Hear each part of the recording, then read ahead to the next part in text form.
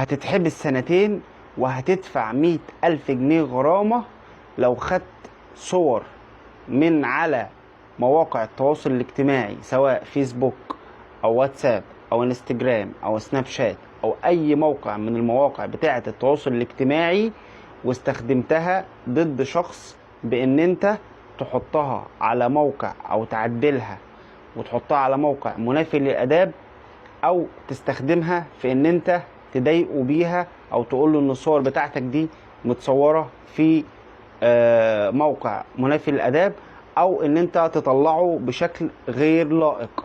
وده طبعا الكلام اللي بتكلم فيه ده طبعا مش كلام مبهم، لأن أنا ما بتكلمش غير لما يكون في سند قانوني، ده وفقا لنص المادة 26 من قانون مكافحة جرائم الإنترنت الصادر في عام 2018.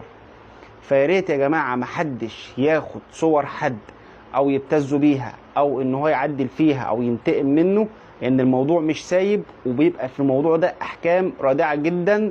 غير لما انت ما تدفع الغرامة دي، اصلا الشخص بيرجع يدعي عليك مدنيا بمبلغ محترم، وبياخد منك تعويض بعد ما انت تدفع الغرامة وبعد ما انت تتحبس. وهتدفع حتى لو انت محبوس.